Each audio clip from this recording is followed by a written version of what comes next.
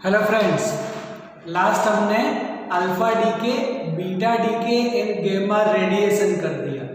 Once again just remember whenever from any nucleus which is called parent nucleus alpha particle is emitted, then जो convert होगा उसको बोलते हैं हम daughter nucleus. तो in daughter nucleus atomic number reduce by 2, atomic mass number reduce by 4। Okay, फिर in case of beta particle, तो अगर बीटा नेगेटिव है तो बीटा नेगेटिव के साथ एंटी न्यूट्रिनो एमिट होगा और जो पेरेंट्स में से डॉटर बनेगा उसमें एटॉमिक नंबर 1 इंक्रीज होगा।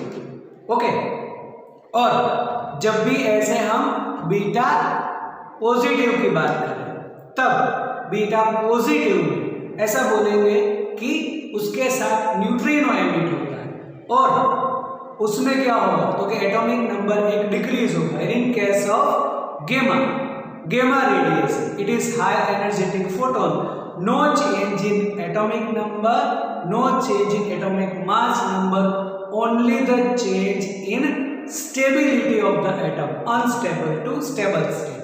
अब बीटा पार्टिकल के केस में हम एक डिस्कशन करना भूल गए उस टाइम पर, जैसे हमने बोला था कि बीटा पार्टिकल, तो वंस अगेन वापस अगर हम बीटा पार्टिकल के लिए सोचें, हाँ, थोड़ा उसके अंदर एक हमें थोड़े 3-4 लाइंस जो है वो ऐड करनी है। तो for the case of beta emission, beta D, जो हमने बोल दिया था कि beta negative and beta positive, वापस उसकी हम उसकी जनरल इक्वेशन देखें। देन x ZA अगर बीटा नेगेटिव निकल रहा है मतलब इलेक्ट्रॉन है, तो अगर बीटा नेगेटिव की जगह पर अब मैं डायरेक्ट लिख रहा हूं -1 0 with that anti neutrino is emitted and जो भी डॉटर न्यूक्लियस बनेगा उसमें एक ऐसे प्रोटॉन ऐड हो जाएगा और no change in atomic mass number. ऐसे ही अगर हम सोचे कि किसी में से बीटा प्लस की जगह अब मैं लिख रहा हूं electron +1 0 with that neutrino is emitted and in daughter nucleus atomic number decrease by 1, atomic number मतलब एक प्रोटॉन लेस हो गया and no change in atomic mass number. तो देखो whenever electrons emitted beta particle, beta negative is emitted, एक proton increase हुआ लेकिन no change in number of nucleons. A को क्या बोलते हैं हम? Number of nucleons. फिर अगर पॉजिट्रॉन निकला तो एक प्रोटॉन कम हो गया but no change in number of nucleons. Number of nucleons मतलब total number of protons and neutron में चेंज नहीं आ रहा, जो भी ऐसे total number of protons neutrons है उसमें चेंज नहीं हुआ, सिर्फ एक प्रोसेस में एक प्रोटॉन ज्यादा हुआ या फिर एक प्रोटॉन कम हो गया। Z indicate the number of protons, वो तो पता ही है Z का मतलब क्या कि न्यूक्लियस के अंदर नंबर ऑफ प्रोटॉन्स है। तो इस प्रोसेस में क्या हुआ फॉर द बीटा नेगेटिव एक प्रोटॉन इंक्रीज हुआ, न्यूक्लियस के नंबर में तो चेंज नहीं, मतलब total number of protons neutrons में चेंज नहीं हुआ। फिर एक प्रोटॉन डिक्रीज हुआ, एक प्रोटॉन डिक्रीज हुआ तो भी टोटल नंबर ऑफ प्रोटॉन्स और न्यूट्रॉन्स में चेंज नहीं हुआ। तो फिर हम क्या बोल सकते हैं, अगर किसी का जो भी ऐसे एटॉमिक नंबर जो है, कोई भी तुम सोचो कि एटॉमिक मास नंबर कुछ भी सोच लो तुम, suppose 36, atomic mass number is 36, तो एटॉमिक मास नंबर जो 36 है वो तो एज इट इज ही रहेगा, मतलब total number of protons neutrons as it is, लेकिन एक प्रोटॉन ज्यादा हो रहा है या एक प्रोटॉन कम हो रहा है, तो ऐसा बोल सकते हैं कि inside of the nucleus either the neutron is converted into proton या फिर proton is converted into neutron. क्योंकि ये जो हमने बोला कि कोई भी नंबर ऐसे 36 तो 36 से हुआ, अब 36 में जो भी नंबर ऑफ प्रोटॉन्स है, जो भी नंबर ऑफ न्यूट्रॉन्स है, हाँ, जितने भी तुम ऐसे ले लो, फिर अगर एक प्रोटॉन इंक्रीज हुआ तो ऐसा बोल सकते हो कि एक न्यूट्रॉन प्रोटॉन में कन्वर्ट हो गया, या फिर एक प्रोटॉन कम हुआ तो ऐसा बोल सकते हो कि न्यूट्रॉन जो है, एक प्रोटॉन कम हो गया, then proton is converted into neutron.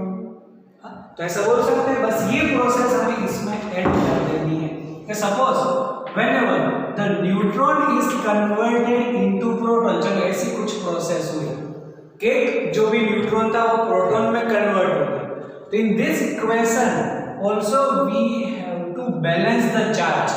Balance the charge मतलब यहां पर न्यूट्रॉन विच इज चार्जलेस, उसमें से प्रोटॉन क्या हुआ, एक चार्ज इंक्रीज हुआ, प्रोटॉन का चार्ज पॉजिटिव है ना।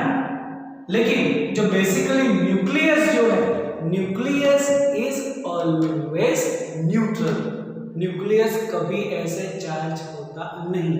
तो whenever proton is neutron is converted into proton, तो जो भी चार्जलेस है उसमें से एक पॉजिटिव चार्ज हुआ तो क्या होना चाहिए, इसके साथ साथ इलेक्ट्रॉन एमिट होना चाहिए कि नहीं।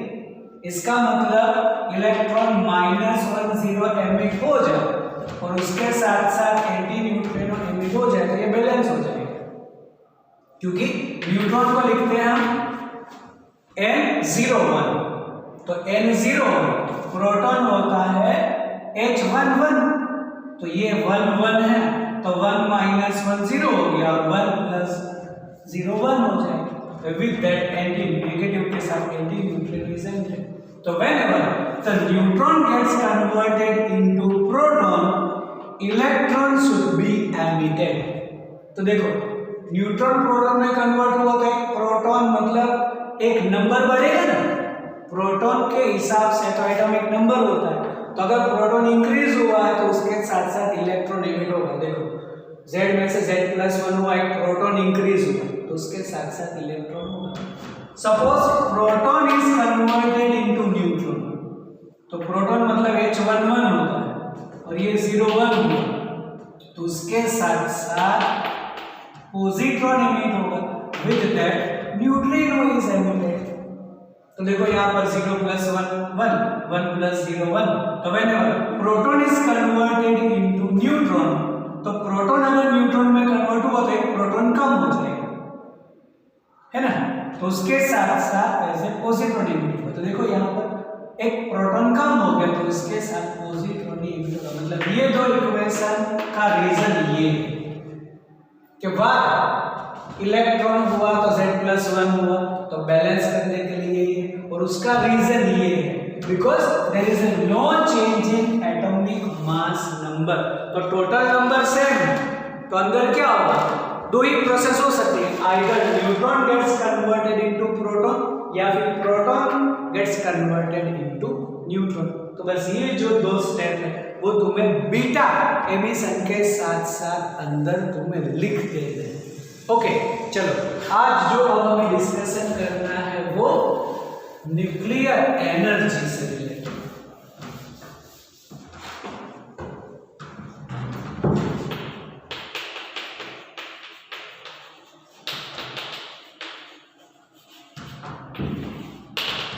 न्यूक्लियर एनर्जी, अब न्यूक्लियर एनर्जी में हम एज ए लाइटर पार्टिकल के बाद इंटरमीडिएट के बाद हेवी न्यूक्लियस सभी के लिए हम न्यूक्लियर एनर्जी डिस्कस करेंगे।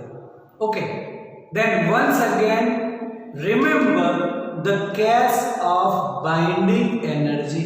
देखो हमने पहले ही बोला था कि बाइंडिंग एनर्जी जो है वो मोस्ट इंपॉर्टेंट है, थियरी मोस्ट इंपॉर्टेंट है, लेकिन उसके कॉन्सेप्ट जो है वो हर एक थियरी के अंदर एप्लीकेबल होते हैं। इसीलिए बाइंडिंग एनर्जी का केस है वो ऑलवेज याद रखो। बाइंडिंग एनर्जी में हमने क्या पढ़ा था और क्या क्या उसके अंदर डिस्कशन किया था।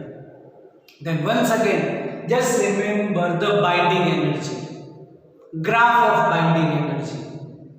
तो ग्राफ ऑफ बाइंडिंग एनर्जी में हमने बोला था कि जिसका atomic mass number greater than 30 और लेस देन 170 है, this all are called intermediate nuclei, है ना।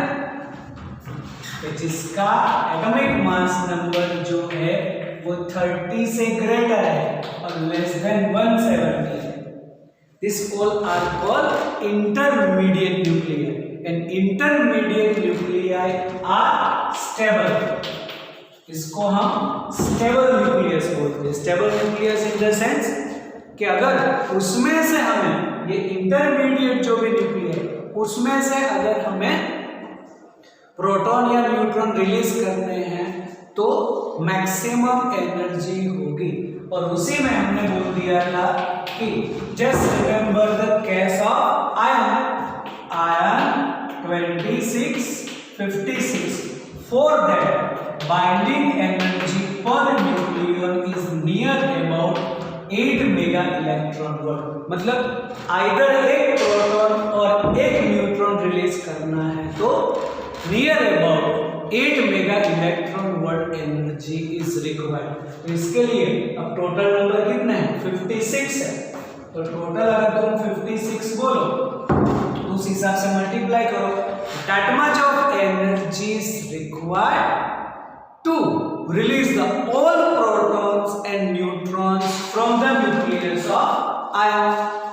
है समझ में। और इसलिए हम बोलते हैं कि for the intermediate nuclei the binding energy per nucleon is maximum, और इसीलिए उसको हम बोलते हैं this all are the stable nucleus।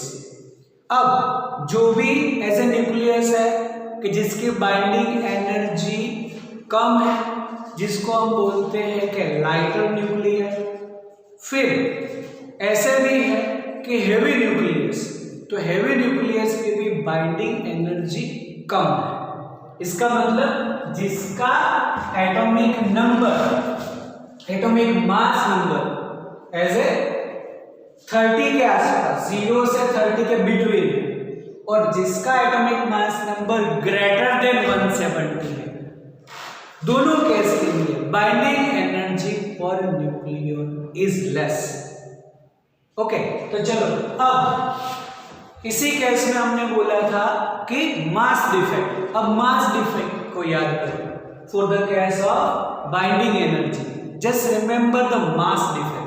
Mass defect में हमने क्या बोला था कि the total mass of the nucleus in free state is always greater than the mass of the nucleus। इसका मतलब जिसकी बाइंडिंग एनर्जी हाई है, चलो इसके लिए हम बोलते हैं कि बाइंडिंग एनर्जी लार्ज। तो चलो जिस न्यूक्लियस की बाइंडिंग एनर्जी लार्ज है, तो जिसमें बाइंडिंग एनर्जी लार्ज है उसमें होगा क्या, तो ऐसा बोल सकते हैं कि उसका जो मास है, mass of the nucleus is much less. इसको तुम बोलो कि binding energy for the ion is maximum. चलो तो उस केस में क्या होगा, the energy the mass of the ion, total mass of the ion is less than that of the total mass of the nucleus in free state. इसका मतलब जिसकी binding energy large है उस न्यूक्लियस के लिए उसका मास कम होगा। तो binding energy large less the mass, ऐसा बोल सकते हैं। अब लेस द मास का मतलब वो पर्टिकुलर न्यूक्लियस का मास, क्योंकि हमने बोला था कि ये 2656 है, तो क्या बोलेंगे total number of protons 26 and total number of neutrons 30।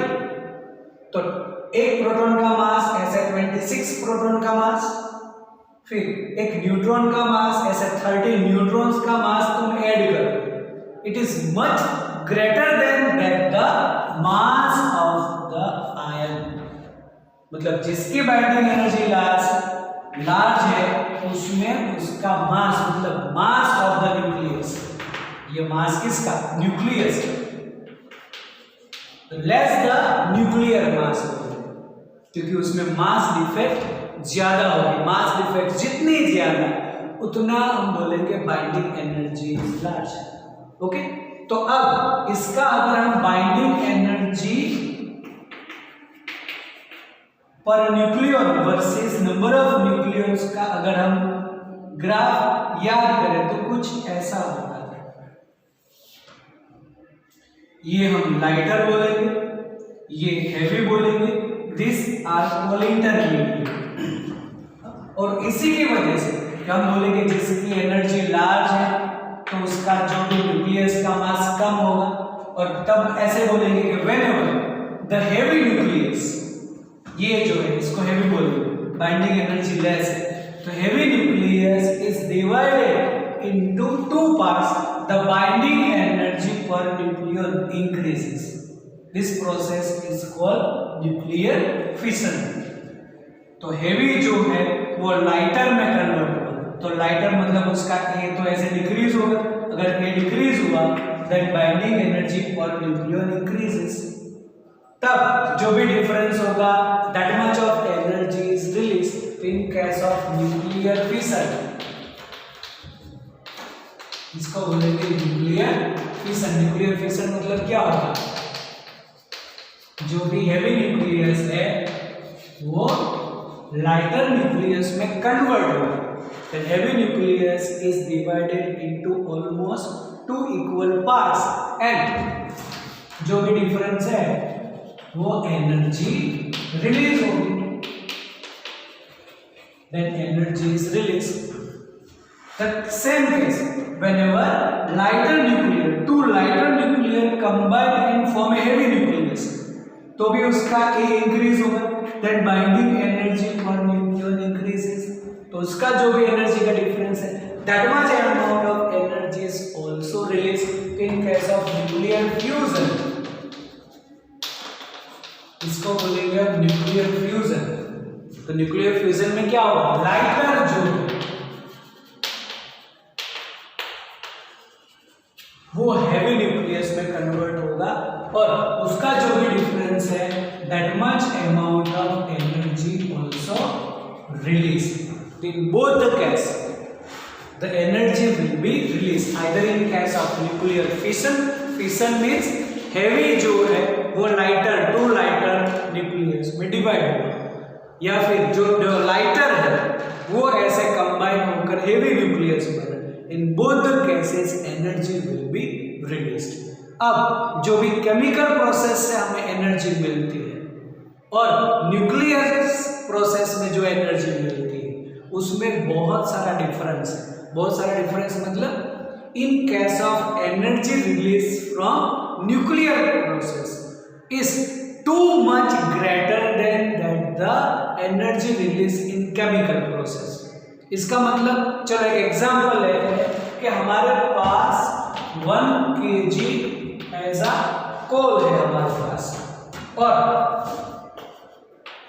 1 kg uranium,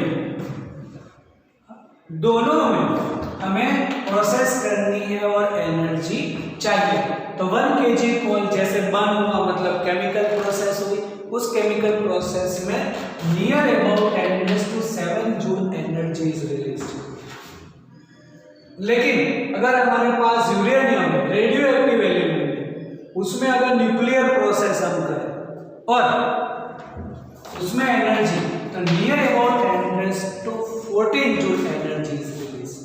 तो न्यूक्लियस में हमें एनर्जी बहुत several times that of the chemical process. तो न्यूक्लियस में से एनर्जी बहुत सारे रिलीज होती है और इसीलिए इसी बेस पर न्यूक्लियर रिएक्टर बना हुआ है। न्यूक्लियर रिएक्टर को हम नेक्स्ट लेक्चर में डिस्कस करेंगे, लेकिन ये जो प्रोसेस होती है न्यूक्लियर रिएक्टर के अंदर, रिएक्टर में क्या प्रोसेस होती है, कैसे प्रोसेस होती है नेक्स्ट। अभी तुम्हें इन केस ऑफ न्यूक्लियर एनर्जी में ये भी एक डिस्कशन मतलब याद रखना है कि न्यूक्लियस में से जो भी एनर्जी रिलीज होती है मतलब एक न्यूक्लियर प्रोसेस और एक chemical process. then energy released in nuclear process is too much greater than the several times that of the energy released from chemical process. Okay, तो ये हुआ एक हमारा न्यूक्लियर एनर्जी का पार्ट, जिसमें तुम्हें ये याद रखना है कि जिस किसी के भी बाइंडिंग एनर्जी लार्ज है, मतलब उस न्यूक्लियस का मास जो है वो कम है। और फिर as a nuclear fission and nuclear fusion. चलो अब बात करते हैं न्यूक्लियर फिशन की, मतलब जो भी ऐसे न्यूक्लियर रिएक्टर में प्रोसेस होती है वो न्यूक्लियर रिएक्टर पर्टिकुलर हम नेक्स्ट पार्ट में डिस्कस करेंगे। अभी प्रेजेंट केस में उसके अंदर की प्रोसेस न्यूक्लियर फिशन।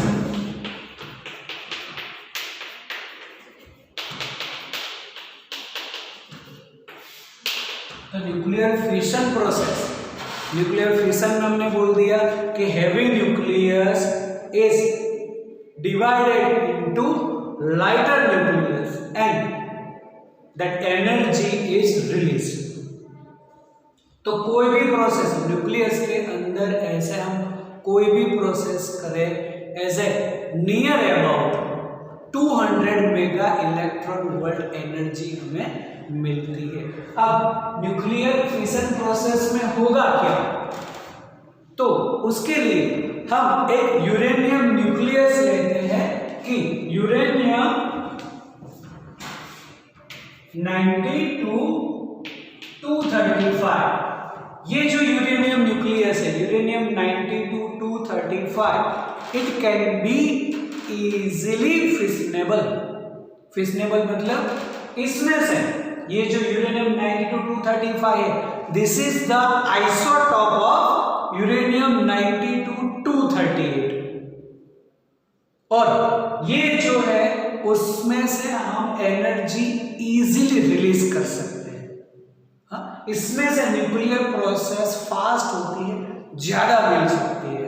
लेकिन ये ऐसे ही तो फिशन होगा नहीं, तो क्या करना पड़े हमें, उसके ऊपर एक हमें हाई एनर्जेटिक न्यूट्रॉन जो है वो बॉम्बार्ड करना पड़े।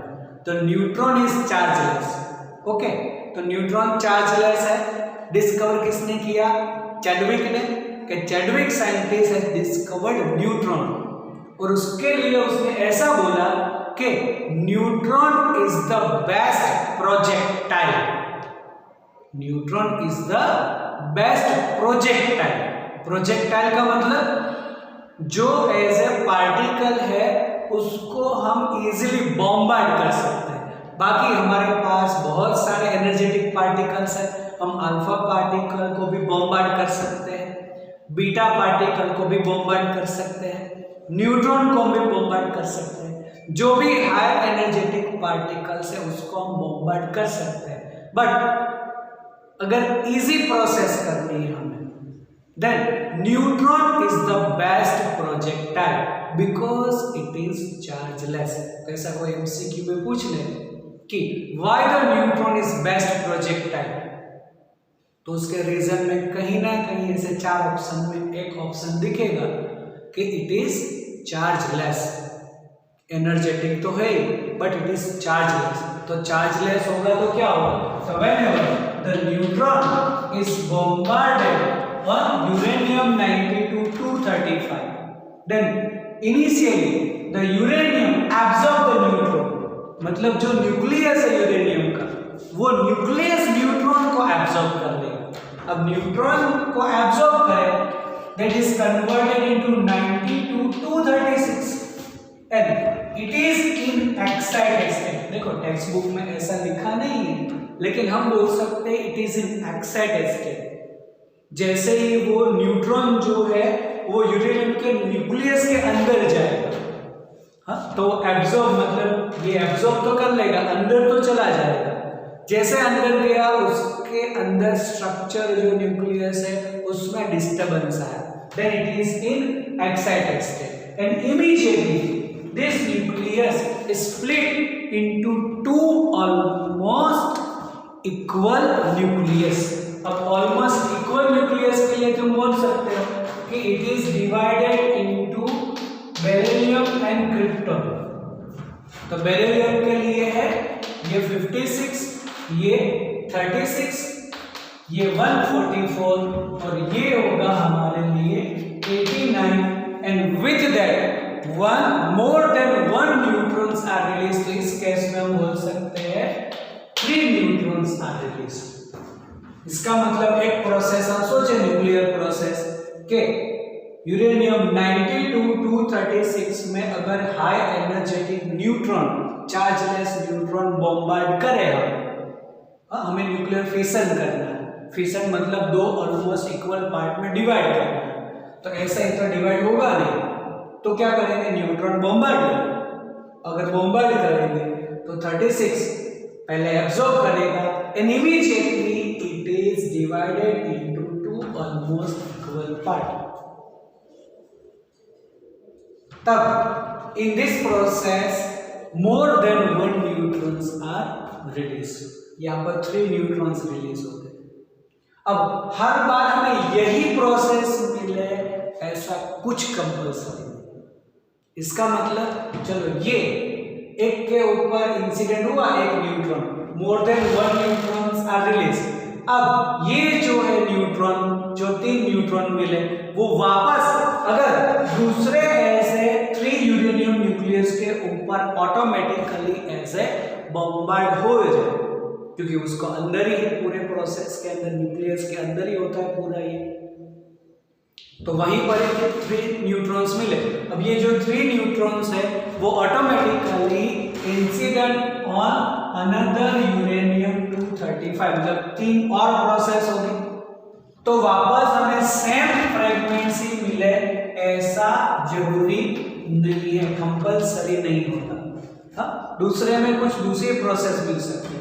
मतलब यूरेनियम 92-235 सपोज एक न्यूट्रॉन इंसिडेंट हुआ और हमें मिल गया अब यूरेनियम 92-236, और वो अभी कुछ भी ऐसे एक्साइटेड स्टेट में है, उसमें से हमें क्या मिल सकता है, तो दूसरी प्रोसेस में हम बोल सकते हैं ऐसे एंटीमनी एंड नियो में मिल सकता है, जिसका एटॉमिक नंबर इसका 51, इसका 41, और इसमें हम बोल देंगे 133 and 99 and with that more number of neutrons emitted, तो इसमें 4 एमिटेड।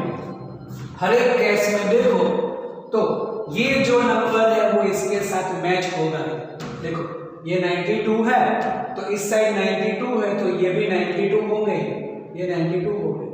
ऊपर 136 है तो ये 144, 89 और 3 न्यूट्रॉन्स है तो 3 इसमें और होगा, करोगे तो 236 ही मिलेगा, ऐड कर दो। फिर ये 92 है तो देखो ये 92 हो गया, ये तो यहाँ पे 0 ही है, यहाँ पर 4 प्लस 99 प्लस 133 इट इज 236। तो दूसरे केस में ऐसे एंटीमनी एंड नियो भी मिल सकते हैं। फर्स्ट केस में हमें मिला बेरिलियम एंड क्रिप्टन, तो ऐसा नहीं कि फर्स्ट प्रोसेस में ये, सेकंड प्रोसेस में ये। अगर एक और प्रोसेस है यूरेनियम 92-235, दूसरा ऐसा न्यूट्रॉन, इसमें 3 है ना, तो 3 प्रोसेस होते हैं। एक प्रोसेस ये हो, दूसरी प्रोसेस में uranium 92-236, this is in excited state, immediately it is divided into 2 almost equal parts। इसमें हम बोल सकते हैं xenon and strontium, इसका नंबर है 54 और इसका कुछ 38 जितना है।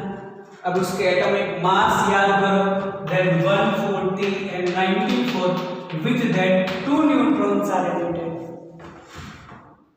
तो ऐसे हमें कोई भी न्यूट्रॉन तुम बॉम्बार्ड करो, हमें फ्रेगमेंट्स कौन से मिलेंगे उसका प्रेडिक्शन नहीं होता कि ये प्रोसेस होगी, कि ये होगी, कि ये होगी। ये तो एग्जाम्पल के लिए 3 प्रोसेस है, बाकी तो बहुत सारे ऐसे लाइटर पार्टिकल्स मिल सकते हैं।